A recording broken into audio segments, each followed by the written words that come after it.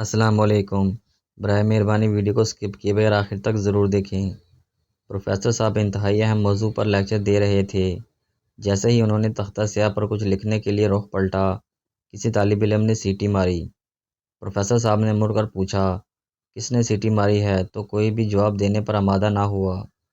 آپ نے قلم بند کر کے جیب میں رکھا اور رجسٹر اٹھا کر چلتے ہوئے کہا، میرا لیکچر اپنے اختتام کو پہنچا اور بس آج کے لیے اتنا ہی کافی ہے۔ پھر انہوں نے تھوڑا سا توقف کیا، رجسٹر واپس رکھتے ہوئے کہا، چلو میں آپ کو ایک قصہ سناتا ہوں تاکہ پیریڈ کا وقت بھی پورا ہو جائے۔ کہنے لگے، رات میں نے سونے کی بڑی کوشش کی مگر نیند کوسوں دور تھی۔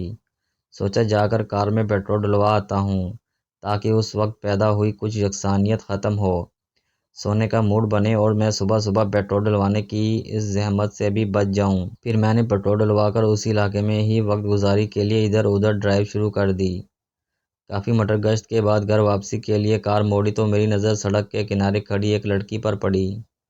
نوجوان اور خوبصورت تو تھی مگر ساتھ میں بنی سنوری ہوئی تھی، لگ رہا تھا کسی پارٹی سے واپس آ رہی ہے۔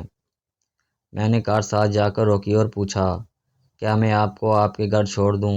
کہنے لگی، اگر آپ ایسا کر دیں تو بہت مہربانی ہوگی، مجھے رات کے اس پہر سواری نہیں مل رہی۔ لڑکی اگلی سیٹ پر میرے ساتھ ہی بیٹھ گئی۔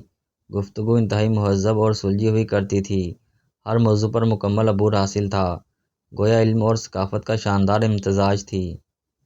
میں جب اس کے بتائے ہوئے پتے پر اس کے گھر پہنچا تو اس نے اعتراف کرتے ہوئے کہا کہ اس نے مجھ جیسا باشعور اور نفیس انسان نہیں دیکھا اور اس کے دل میں میرے لیے پیار پیدا ہو گیا ہے۔ میں نے بھی اسے صاف صاف بتاتے ہوئے کہا، سچ تو یہ ہے کہ آپ بھی ایک شاہکار خاتون ہیں، مجھے بھی آپ سے انتہائی پیار ہو گیا ہے۔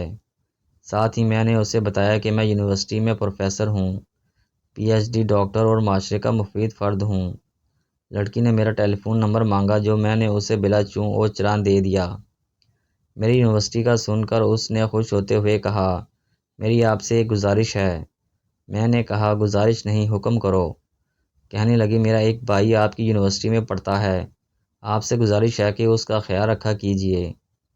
میں نے کہا، یہ تو کوئی بڑی بات نہیں ہے، آپ اس کا نام بتا دیں۔ کہنے لگی، میں اس کا نام نہیں بتاتی لیکن آپ کو ایک نشانی بتاتی ہوں، آپ اسے فوراً ہی پہچان جائیں گے۔ میں نے کہا، کیا ہے وہ خاص نشانی جس سے میں اسے پہچان لوں گا؟ کہنے لگی، وہ سیٹیاں مارنا بہت پسند کرتا ہے۔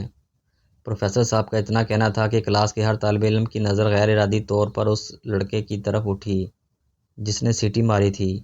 پروفیسر صاحب نے اس لڑکے کو مخاطب ہوتے ہوئے کہا، اٹھ ہوئے جاہل آدمی، تو کیا سمجھتا ہے میں نے پی ایچ ڈی کی ڈگری گھاس چرا کر لی ہے کیا؟ ہماری حوصلہ افزائی کے لیے ہمارے چینل کو سبسکرائب ضرور کر دیں، شکریہ۔